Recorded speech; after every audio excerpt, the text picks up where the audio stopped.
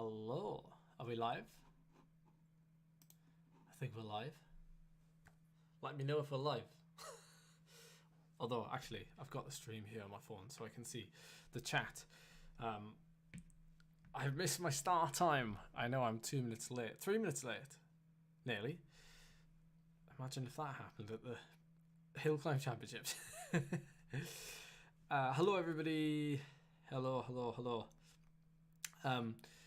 I've got to be honest, I didn't know what video to make next, so I thought I would go live. That's why we've got a live stream tonight. I mean, I hope everybody's well. More volume. Should I just bring it closer? Is that better? Is that loud enough now?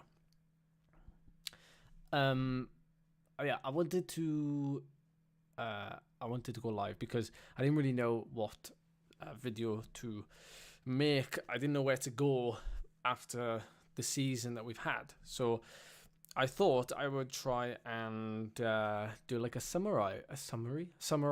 I would summarize the year and talk about how it's impacted the YouTube channel, how things have progressed, and how I guess the community has grown in ways that maybe I hadn't expected, and maybe to sort of showcase what has worked this year and what hasn't worked this year.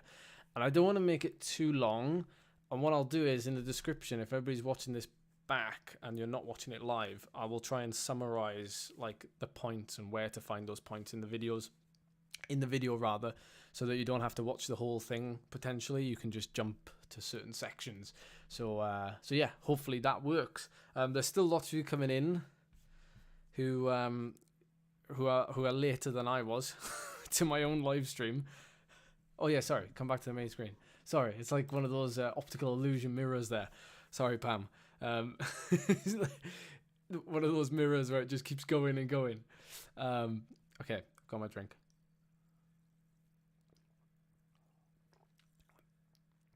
ASMR drinking sounds. Hello everybody. I'm going to I will answer some questions as well, maybe as we go along, because there might be. Neil's already jumped in with one straight away about Gran Fondos, and if it would be worth me doing a bit more of those or concentrating a bit more on those next year. And I think that answer will probably come during this video, but you're probably right, actually. Or certainly if I can get a better stab at them, then yeah, I would have good performances, I'd hope, in those type of events. Those Gran Fondos, by the way, for those of you that don't know, they're like sportifs in the UK, but just like, I would say much higher level. Like people race them, and they put a lot on the line of those events. Anyway, let's start, shall we? Are we 5 minutes in yet? I don't know if we are. I should have a timer run on this. Fred Witten, that is a good shout, actually. Very well shouted. Okay, so let's start with a general overview of the season and my year in cycling. I'm using Strava because I think lots of you are familiar with it. So, and it also gives like a really nice overview like this of the whole year. And up until now, and the reason why I've done this review now is because technically my year ends after the British Hill Climb Championships, you know, like I reset and then I start back again. So it doesn't really fall like a calendar year. It falls like, you know, like a race season then. So it's really weird when we actually get to the end of the calendar year and I don't actually treat that as the end of the year. People think I'm strange. But in terms of distribution, I wanted to talk about like my biggest volume months and like, you know, where that happened. Although it's pretty obvious looking at it, you can see like the most time I spent on my bike was in like spring and early summer. And that's not a surprise really, because we did the dragon ride, and we also did the Tour de Mont Blanc, which were massive, like, 10-hour endurance events. So slightly longer than Grand Fondos, I suppose. And you can't really race them. You're sort of limited by your endurance rather than, actual speed, I suppose. You've got to be very careful about how hard you go. And for those that obviously take 10 hours plus, it's even more important. But I really enjoyed those, and they required a lot of preparation. We learned a lot, both off the bike and on the bike. I think nutrition-wise, we really pushed the boat out this year in terms of fueling. I was eating way more on the bike this year than I ever have done, even when I was like properly racing. Getting up to that 150 gram plus an hour of carbohydrate, and that really wasn't I wasn't able to do that without Charlie's help at the Dragon Ride, which you would have seen in that video. But it was amazing how good I felt when I was eating that much. And as long as you can digest it and things, then I suppose it's a game changer. No surprise there, though, I don't think. But certainly up until June and then July, when I did the Tour de Mont Blanc, those were the biggest months. And it goes against a little bit what most people would maybe look at the traditional approach, where you do all of your long miles and lots of hours on the bike in the winter, and then you do all of that intensity in the summer. And it's because of the distribution this year. It's because I've been doing those long events, and so I've only been preparing for them for 3 or 4 months with a bit of volume, and then the hill climbs, obviously things taper off, and I still do some volume, but not as much.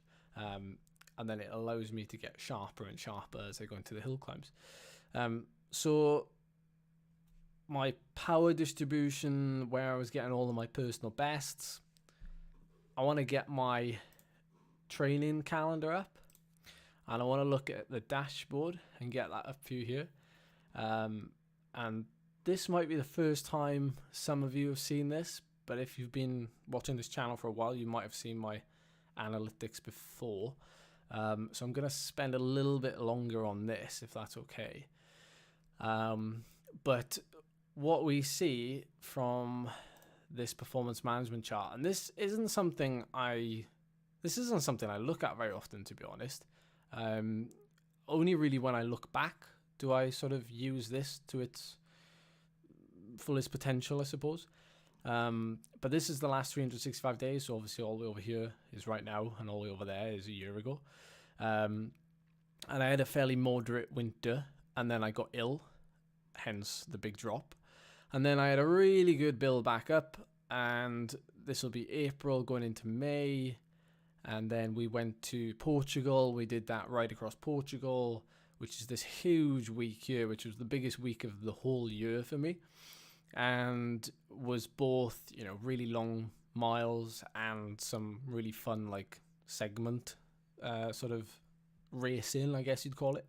So this was the pinnacle of the year in terms of load and everything.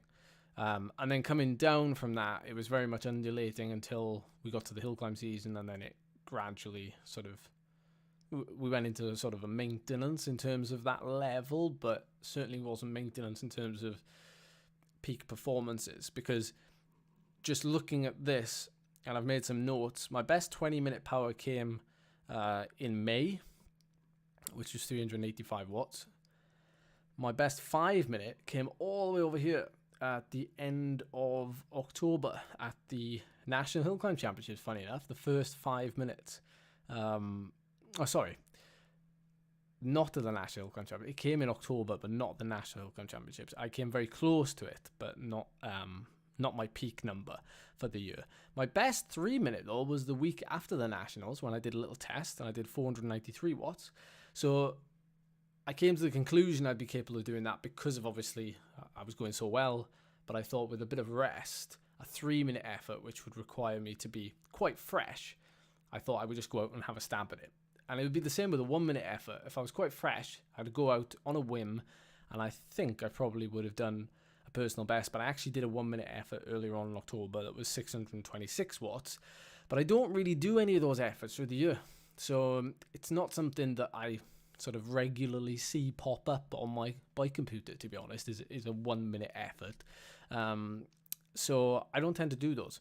So it's no surprise that these other numbers have been a bit more of a frequent occurrence throughout the year. And then if I look at this little graph down here, my mouse is being a bit funny here. This will, sorry if this is really small, but I will try and explain. Basically, it just simplifies what I've just said about my peak numbers. So all of them come in certain areas. So when I was building up to Tour de Mont Blanc, I was doing lots of threshold work, and I was also doing lots of volume. Then it was no surprise actually that peak 20-minute power came during that period of like March, April, May time. And then obviously my peak 5-minute came, later as I was sharpening up. So yeah. Can I explain all the different lines? What, on the performance management chart, you mean?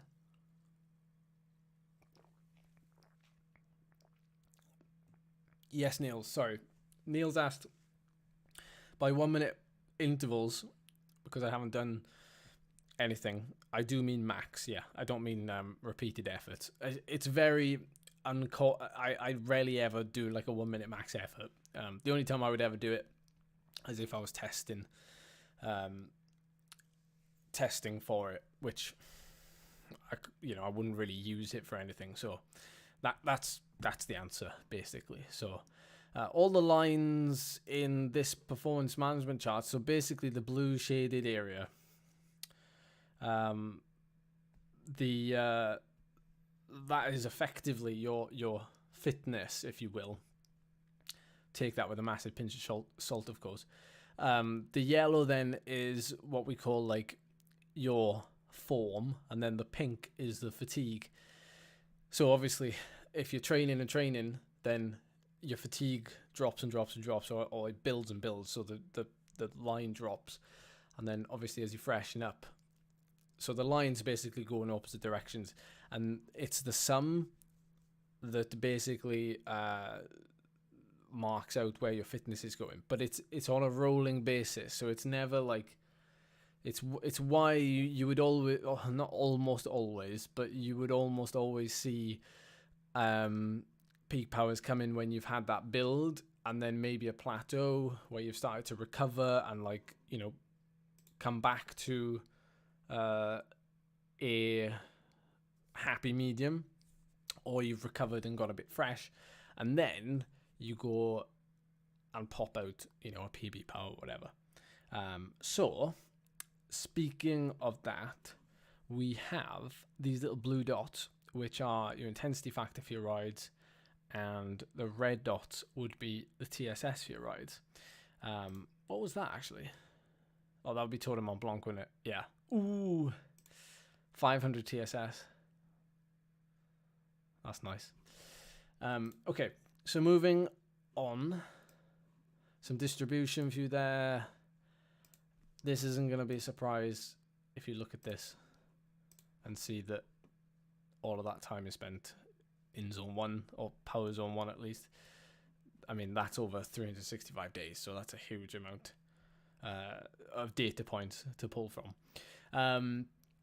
So there's that, and I'm sure there'll be some questions afterwards in the comments about that.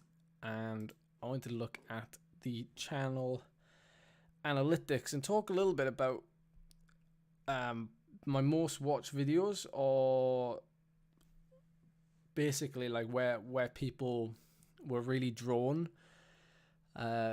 to the channel or the videos. And I think it's cool to show it because it might be something that influences what happens next year.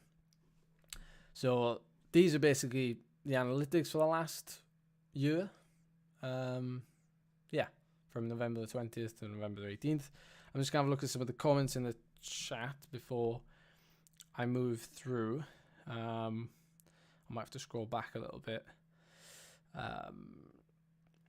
How did I rate the struggle as a venue for the National Hill Climb Champs? I think it was top class. Really was. obviously the last bit of the climb meant that you could have like a short, steep climb where everybody, I guess, is going fairly slow. So you'd have like the atmosphere of lots of people being stood there and being able to soak that in. It's not just a case of it being a long climb and it's a fast climb and people are sort of not really drawn to standing there and watching it. So that really makes the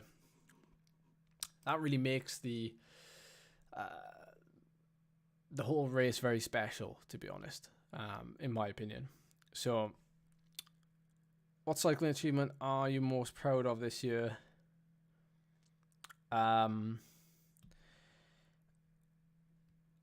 To be honest, either probably the Tour de Mont Blanc or the Dragon Ride. In terms of everything going like fairly perfectly, the Dragon Ride probably wins out of the two because it's not like I wasn't battling the weather, and obviously it being in Wales meant that I could have support and help from the roadside much easier than I could at the Tour de Mont Blanc. And that aided my performance no end. But to be honest, like Mont Blanc was just another level, with the elevation, with the heat late on, with the famous climbs as well. And it was great to be in the mix. Like I was in third place at one point, and I think I finished like fifth or sixth. I think that, just the way it played out, it was like it came down to the final climb after 11 and a half hours of riding, and it was just a slog basically, that final climb. And I think that was just that was a mission in itself, but I don't think I'd ever gone that deep in an event before. So I would say maybe Tour de Mont Blanc, actually, just for the pure challenge of it. Dave asks, am I planning on having another go at Sacre KOM next year, or do you think Pidcock's Ineos assisted KOM is out of your reach? Well, funny enough, the Pidcock video, the Tom Pidcock smashes my Sacre KOM, that is the most viewed video on my channel over the last year. And you can see the analytics there, gave me 141 subs. Watch time is pretty low, but like people knew already what the video was. But it's weird how that 9-minute video, which is basically just my reaction to Pidcock taking the KOM, is like the most viewed video in the last year, which is absolutely bonkers. It took no work whatsoever to make that video versus the actual day of the Sacre KOM when I went for it. So yeah, it's quite eye-opening really when you look back on YouTube. Everything's just so weird. But I can't beat Pidcock's KOM without pacers. I don't think it's possible to do it solo. Maybe unless I had a tailwind. I don't know. I don't think the speed he did difference. I don't think I can do that solo. So I think it's gone basically. And Niels asks, what would I do differently in 2024 to 2023, bearing in mind different goals and factors under your own control? Well, I don't know yet what I'm going to do in 2024 yet. I have some ideas, but to be honest, it's still a little bit up in the air. I would like to do a few more events in the UK to try and support what is going on here.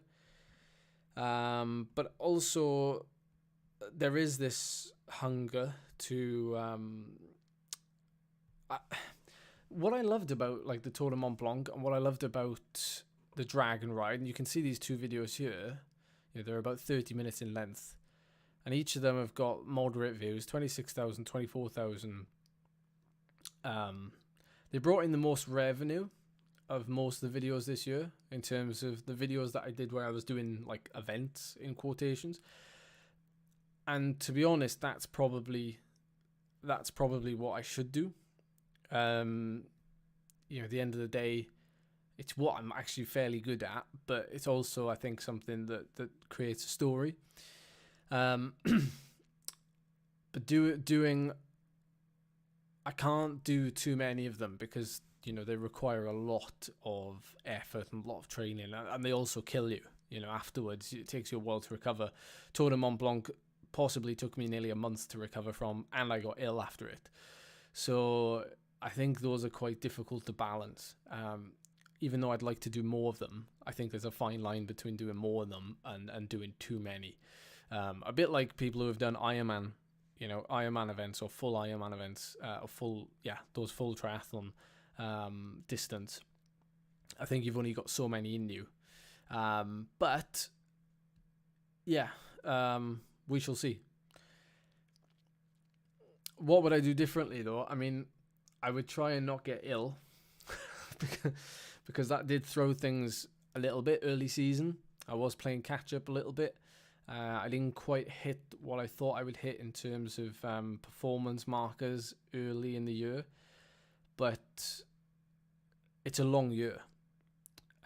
But it does still hang in a balance because of what I want to do later in the year.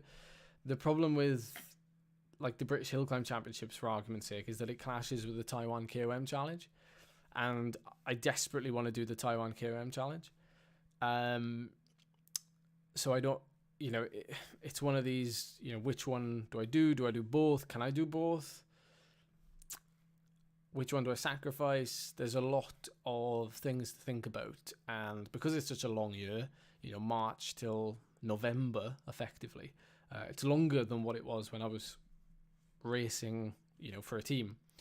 So, yeah, I don't know.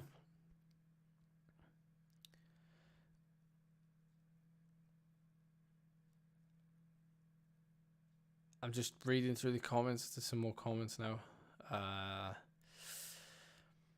Formentor, first point KOM is actually the most wanted in Mallorca from a local perspective. Contador was assisted with 4x providers.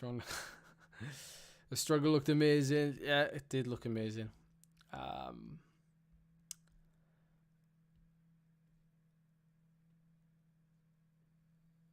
Pink socks are scientifically proven to be faster. Definitely. Ed does Unbound. Gravel, yeah. Gravel is something.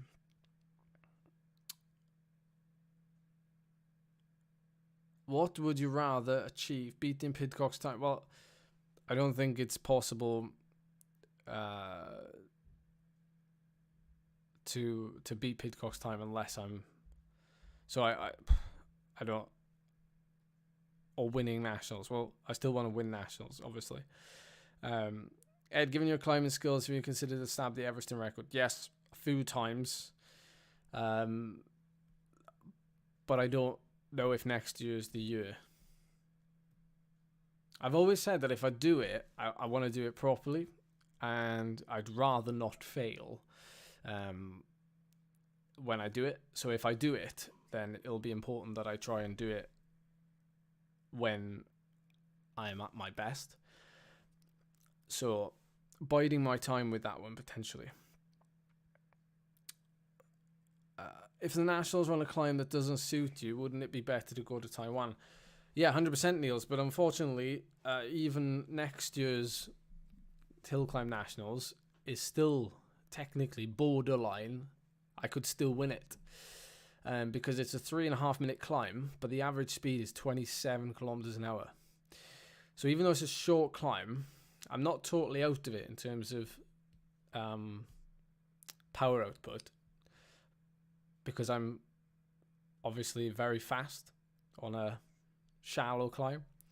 So because it's fairly shallow, it's not necessarily a done deal that I should say no to it. If it was like a 1 minute climb, for example, then I'd be like, well, there's no way in heck that I'm going to be like, taking that title in that year. So, maybe then. But that's the thing that's swinging it for me at the minute, that it's still quite open. Aero base layer for sure. I don't have a climb in mind for the Everest, although people are welcome to send me them. When I spoke to Ronan McLaughlin a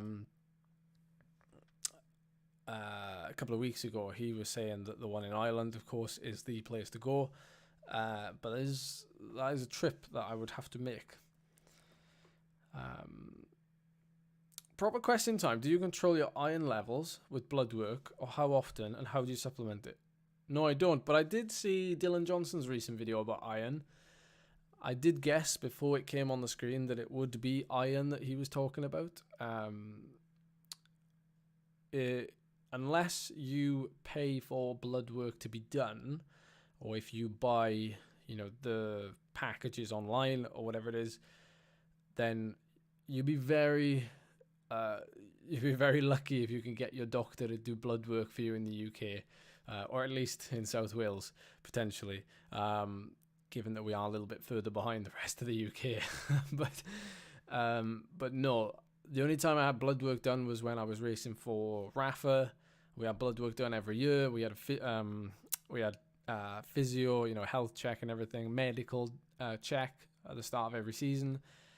But since then, no, I haven't had them done. I am curious though. So whether I pay for one of those, I don't know. Owine's Travels. Owine, are you... That doesn't necessarily mean you're Welsh if your name is spelt like that, but how much faster would Vinogogo, Pog, and Roglic, etc. be at this year's National Hill Climb? I don't know. Maybe do the maths. I mean, if I was doing 7.5 watts per kilo normalized for 12 minutes, then how much faster would they be? I don't know. I don't know what they can do for 12 minutes. But I would say this, because I do see it commented around the place a lot. The guys at the Tour de France at that level, Pog, Vinigo, if they showed up in Tour de France shape, so not even specifically training for a 12-minute hill climb, they would beat us because of the level that they're operating at. They wouldn't have to be specific about their training to dump us on a 12-minute climb. I firmly believe that, and we wouldn't know unless, obviously they showed up. But of course but maybe we've seen how good like Remco is at doing YouTube videos. Maybe there's a collaboration there. Can you imagine?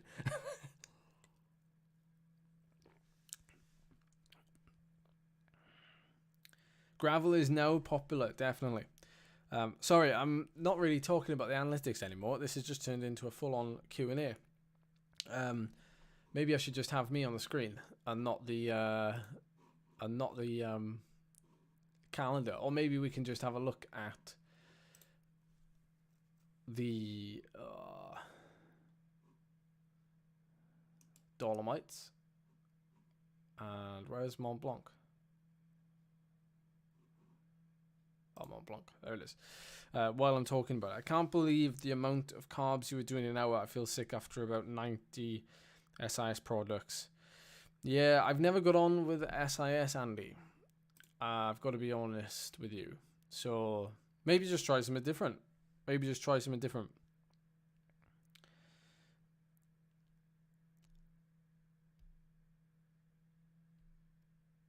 But I definitely did build up that carbohydrate tolerance. It certainly wasn't just something that I managed to pluck out of the sky and just magically sort of get used to it. It was very important that I slowly built up to that. It didn't take long. It didn't take long at all. Maybe 4 weeks, but you definitely need to, build that into your routine. And twice a week, use the long rides as a chance to do it. So if you end up doing 2 long rides on a weekend back to back, use that as your opportunity, because everyone talks about the performance gain of going, much higher with your carbohydrate, but the bit they maybe don't talk about as much is the recovery part. Obviously you're simply eating way more, so that is going to help, but you're also having that knock-on effect the next day. So you're not sort of raiding the fridge when you get home, and I've been there. Well, we've all been there, really. But it's definitely something you want to build up on. So this is the Mont Blanc day. and sorry if you've already seen it, but like it's 8,400 kilojoules, nearly 500 TSS, so 700 kilojoules an hour, nearly. But like the first half is really the half where I get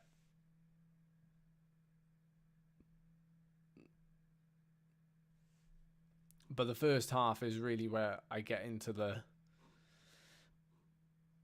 deep intensity almost, or at least the intensity where I'm getting through calories at a dramatic rate. This last bit, because of the heat and everything, kind of on a bit of a survival mode section here. Malt loaf and marzipan are a good shout, Niall. Yeah, very, very good shout.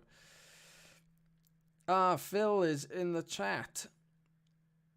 Sorry, Niels. The Rule 28 suit.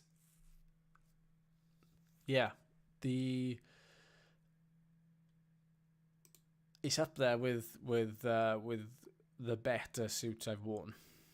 I've worn no pins. I've worn Rafa. I've worn Castelli. I mean, those are all top. You'd probably class all of those as top of the line, skin suits, I suppose. Well, not just skin suits, but cycling garments. And yeah, they're definitely in that bracket. The fit was good. It was a comfortable pad. Yeah, there was no complaints at all. No complaints at all.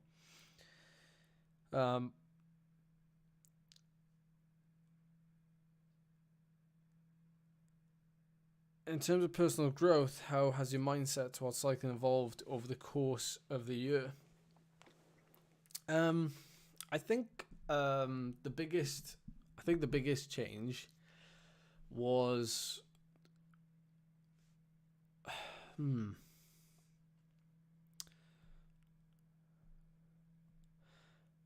I think I've probably learned how to deal with pressure better, more from myself. Maybe it's a perspective thing. Maybe I'm able to put things into perspective better. Most of the time, the pressures come from myself. They definitely don't come from sponsors.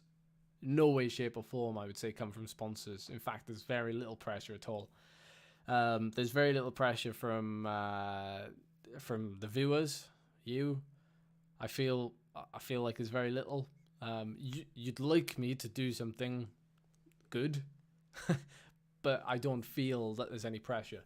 I feel like the pressure comes from myself, and since I've left the team cycling aspect, where the pressure would have been put on you by sponsors, putting in a lot of money, team managers, coaches, that's kind of taken off, and I just put it on myself now.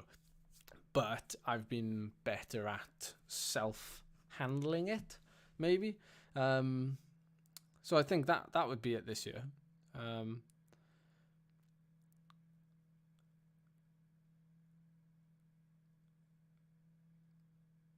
Yeah, I've heard there's some crazy performances of Haute Route. Under pressure. Oh,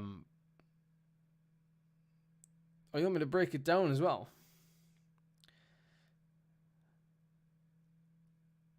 Yes, the FRR is starting next weekend. I want to start riding on Zwift again this winter. I have been doing slowly less and less of it, I have to be honest.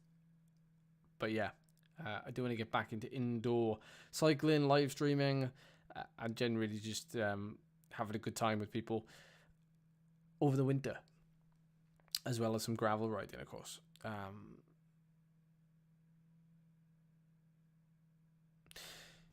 Yeah, that's a big one, Phil. The family side of things, because I'm not getting any younger either. I think I'm 30 next year, and when I started cycling, this links into Lewis's question here now. I used to play football.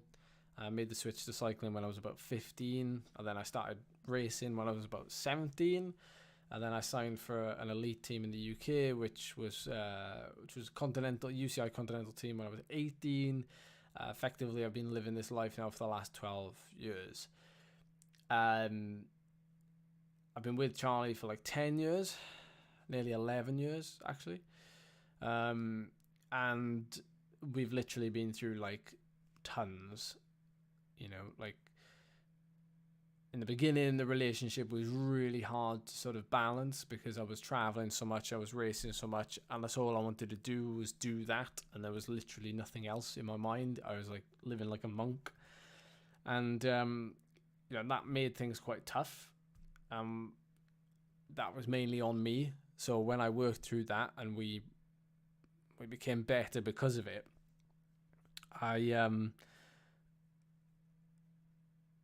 I found that balance. And then, over the last like 5 years, 10 years, 5 years, it's virtually all been the same nearly. Looking back on it now, my family have supported me even when I made that switch from saying, well, I'm not really pursuing this life as a professional cyclist the way that everybody thinks you should. I'm now going down this other route. And at the time, it was a bit weird and almost a little bit risky, but then the support both from family and friends, closest friends, and the people online, you lot, has turned it into what it is really. And it's kind of why it brings it full circle now, because I was talking at the start of this stream about why am I doing a live stream when I could just make it like a 10-minute video about this and it wouldn't and I can just say, this is what I did this year, this is what went well, these were the events that I did, this was the highest viewing videos that I made throughout this year, this is how much money we made, this is but it doesn't connect with people, I don't think. And I think the overwhelming thing has always been to connect with people and to make them feel like they're involved in it, because it's maybe cycling at that end of the spectrum, the upper echelon, or that end, you don't get invited in as much as you could be. And Remco now, to a certain extent, is allowing us in with his YouTube channel to that level, and it's a different way than like Froome, for example. Froome's YouTube channel, or Dose as well. But Remco's a current, world champion level rider who's giving you that access, and I think that's really, it's really kind of him, really. more than anything else. Yes, Neil's wedding stream incoming. Can you imagine? Ian, I've been asked this question so much. If you could pick the perfect hill climb for you to win on, what would it be? Length, average, gradient? I'd really like to have the National Hill Climb Championships on Bealach na Bar, in Scotland. Like way north in Scotland, or Great Dunfell. Obviously I'm going to say the long ones, but I was listening to Max Verstappen talk post race after the Grand Prix this weekend in Vegas, and he was saying how he finds the emotion of the sport much more of a pull than the whole like flashiness of the circuits and things like that. He prefers like Spa, and he prefers those circuits that have heritage and emotion, and I feel like those climbs, they're very mythical. They're a bit like Alpe d'Huez, a bit like, and I know we're only talking about the UK in this case, but these are the climbs that, like, we're gonna make this trip to Bealach na Bar. Like, this is a a pilgrimage, you know, not many people make. We're going to ride like the longest climb in the UK and blah, blah. And that's what I'd like to see. I'd like to see it being put on in places, but it's going to be incredibly difficult over the next couple of years now, I think, for the national hill climb scene, because it needs to find itself. It needs to find itself in a situation where it's growing at a humongous rate. There's going to be very few climbs it can actually be hosted on, because of the parking situation. You know, you're going to have like 500 cars parked there. You're going to need, ambulance services and whatnot. You're going to need catering. You're going to need like all of this. And there's not going to be many places you can have it, unfortunately, anymore. So yeah.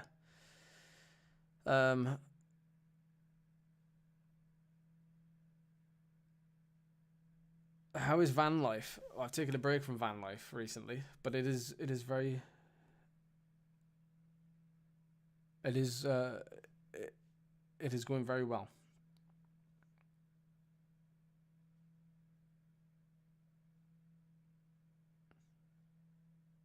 Oh no, I could remove it. There, you can hide the metric there.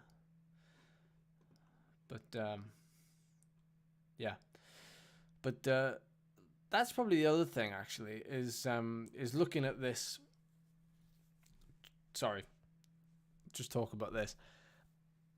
Looking at where these spikes are, obviously, there's significant spikes in people coming to the channel, clicking on the channel, watching a video, and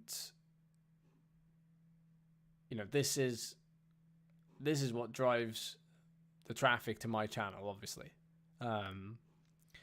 So when you see something like this, like Tom Pidcock, or when you see something that has a significance where you can align Ed Laverack with, you know, this crazy event, or you can align Ed Laverack with this challenge, or you can align Ed Laverack with, you know, a multi-day, you know, event that, like, I don't know, pushes you to your mental and physical limit or whatever, but in a different way, like maybe in a racy way or something. You know, I'm using my level of fitness to do X, Y, or Z.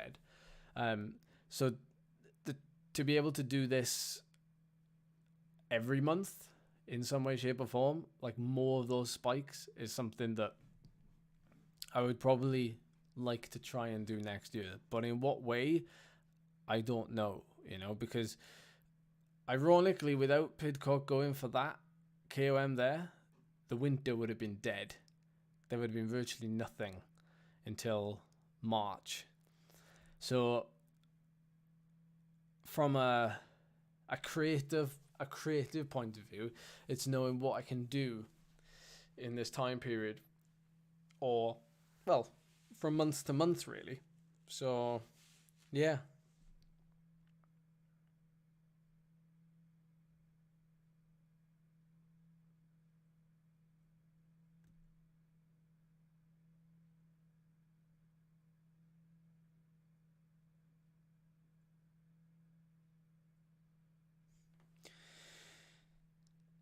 Yes, Prospect Hill, the location potentially for next year's British Championships. The cool thing about that is, on such a short climb, you might get people standing all the way up it, you know, virtually covering every inch of tarmac, which is kind of what we'd want to see. But I don't think the pictures are going to be as good.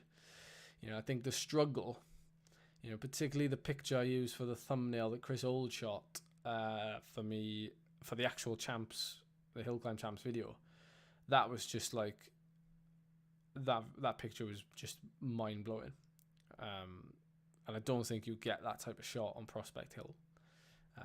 So it's something to take away from it, you know, regardless, weirdly.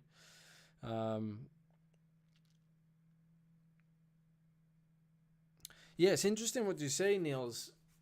You're definitely right. Yeah, I mean, there's a no-brainer. It's a no-brainer that they're doing, you know, these type of events. Like, I absolutely loved. Let me just put my finger on it here. So I loved the 900 cyclists in off-road race battle on the beach. Right, that was an incredible day, incredible video, incredible event. I love doing it. Dragon Ride, Mont Blanc, hardest 100 that we did with Nick. Maratona is there as well. It's just creeping into 20,000 there nearly. But they're all in that 30-minute mark. They're all event videos of some kind or challenge videos of some kind.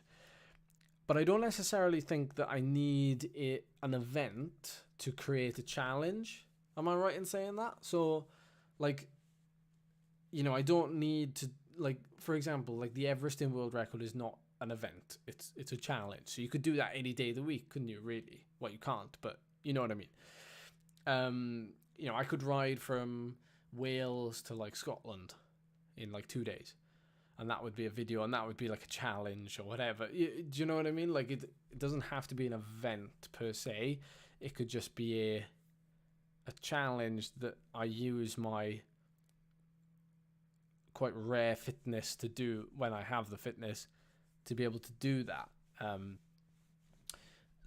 So the problem is, though, that I enjoy doing the vlogs or the training videos or the daily videos, because they tell a different story. They create, well, if anything, they create the story, because without those, in my mind, this channel would just be a channel that we already see on the internet already, in that, you know, it's only about the event, or it's only about the. So I always feel like it's important to keep that narrative of the day-to-day training, you know, life. Someone called it once lifestyle. Like, it's a lifestyle chat. Like, it's not just about the performance. It's about, you know, your life. Yeah. So it's more than that, and it's putting a bit more emphasis on the events or the challenges.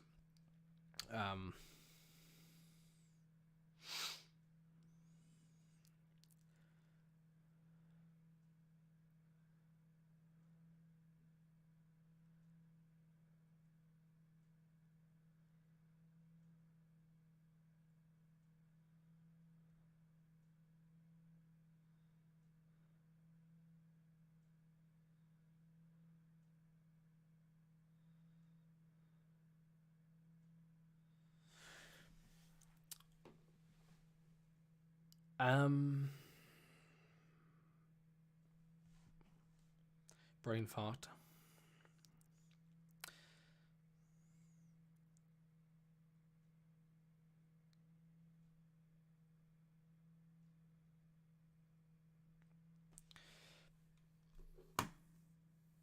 To be honest, that's part of why I like doing this, is because you guys come up with ideas that I potentially wouldn't think of.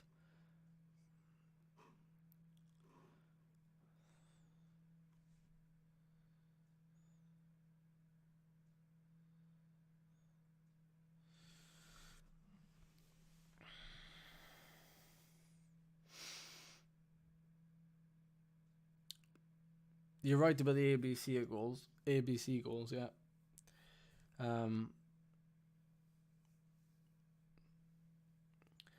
Long form podcast type video. Kind of.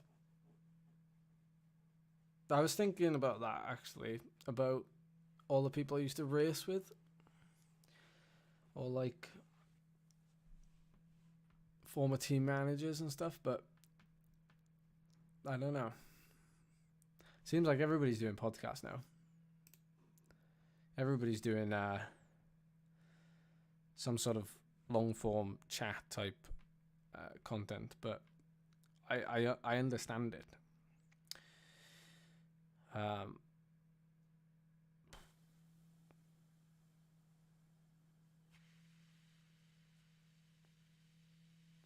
Wow, everyone's getting a load of suggestions in now.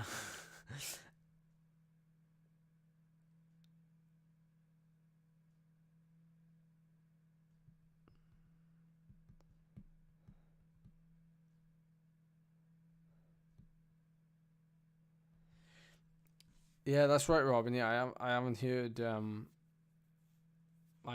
from them.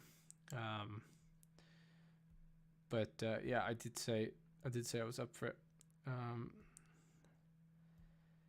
yeah, Colin Moore. Yeah, that'd be a good chat actually. I follow a lot of his stuff. I'm very interested in his methods.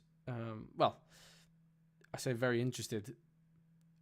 A lot of what he says basically summarizes what I've been doing for the last 10 years, but in a lot cleaner,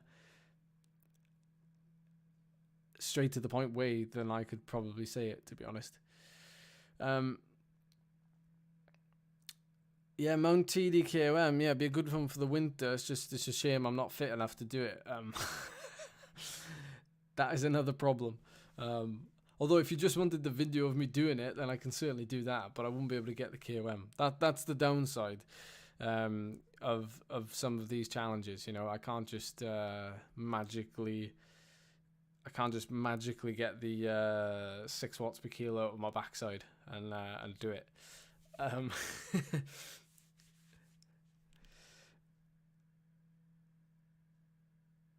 He put you right in. I know. I've seen. Funny enough, like lots of people in the UK that I've spoken to, they know of him and they've had a consultation, and they've certainly been told in no roundabout way what he thinks is right, what thinks is right, and I think that's great. Yeah, Ian B. I feel like, so maybe we can end on this actually. Maybe we can end on this. Next year, I want to try and invest in cycling, basically. I want to do something specifically for the local area, because I don't think there's enough happening here, to be honest.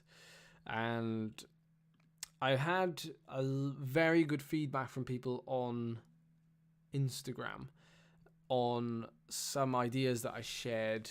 I want to host a hill climb event next year, which is going to have multiple sort of classifications. The 3 main ones being road bike category, TT bike category, and mixed. So starting on a road bike and swap into a TT bike. I've got the perfect location for it, and I think it'll be it'll be one of a kind, effectively. It'll be a one of a kind event next year. The gravel hill climb idea has been floated around because it doesn't really need anything. You don't there wouldn't even be an entry fee. It would basically just be a meetup, and everybody uses a Strava segment because, I mean, it's traffic free. These gravel wind farms that we've got, and a lot of them are over 10 minutes long. Although you could do shorter ones, of course, but there is that. Then I want to help out more people who are interested in hill climbing specifically. It's very, very niche, and actually I only coach like 1 or 2 people that actually do hill climbs. That might sound a bit of a surprise to people, because I don't think it's something that a lot of people think about necessarily having a coach for, because the traditional way of training for hill climbing is to just go out and smash hills. But there is more to it than that, and we're starting to learn that. So I'm going to organize like a climbing clinic where we'll have maybe 1, if not 2 long weekends, maybe spread out through the year, where we would have like 2 rides. One would be like just a social ride, and the other one would be like a training ride. And then either on the morning or the evening, depending on it being like a 2 or a 3 day thing or a long weekend thing, we'll have like a discussion like presentation or something around those lines, where we would look at the climb that's going to be used at the British Hill Climb Championships, talk about how we would potentially train for it, breaking down that, and giving you enough time out that you can properly plan and get your stuff together for it, basically. And then maybe a big ride, like a 400k, one of those weird, silly endurance things. But there doesn't seem to be many in the UK between 400 and 600 kilometers in length. There only seems to be like 600 kilometer plus. And for those that are getting into it, this ultra endurance stuff, which it is getting very popular, people, if they're just getting into it, 400k would be plenty long enough. But also, if you're very seasoned at it, 400k you could do as part of like a speed, I can do it. How fast can I do it? Rather than like a 600k where you've got to slightly pace yourself and you've got to think about if you are going to sleep for like 20 minutes or something in a hedge. But there are ideas like that I want to do next year for my 30th birthday. No, I just thought, given that I am 30 next year, maybe like it ties in quite well that we could actually like hit a big milestone and organize some things, and to do that kind of stuff. But yeah, when I put the thing out on Instagram, there was basically 90% of people out of like 100, so like 90 people said yes please to any one of those things. So yeah, but I'll do a proper announcement maybe on that, like further down the line as a standalone video, because not everybody's going to watch this live stream. But I think it's a natural progression from what we've done this year and what we've learned as well, like in terms of going to events and doing these things as well myself. It's a natural progression, and it's something that I want to put more time into, and to bring more people together, even if it's just on a very small scale, and just get a good coffee van there, get some pastries, keep morale high if you're doing one of these events. Lots of different categories, so everyone feels like there's something in it for them, rather than just having like, well done, you've come first place and there's nothing for anybody else. I think it needs an injection of something like that. So yeah, that's basically where my headspace is at for next year. So it's not just about me next year in terms of what I want to do, like on the bike, challenges and events. It's also about what I want to do for other riders as well, and that time will be now. Yeah, but Paul, exactly, 400k would take over 24 hours, but it's one of those events where it's not like 300k. If you had a fairly flat route, most people could do 300k in like 13-14 hours.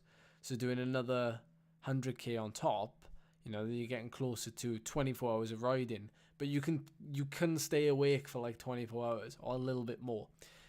It all depends on the day, the start time. There's lots of things to think about.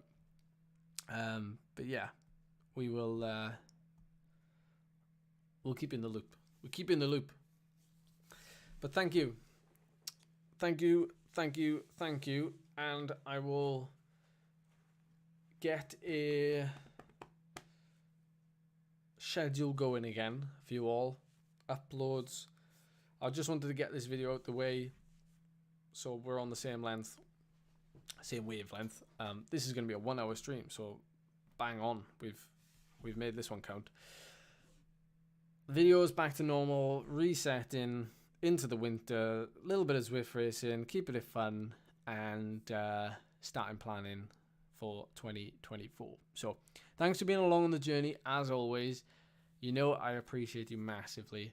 And yeah, hope you're enjoying your cycling. If I don't see you, well, I will see you, but if I don't, then enjoy your festive period, because I'm seeing lots of photos of people's Christmas trees already.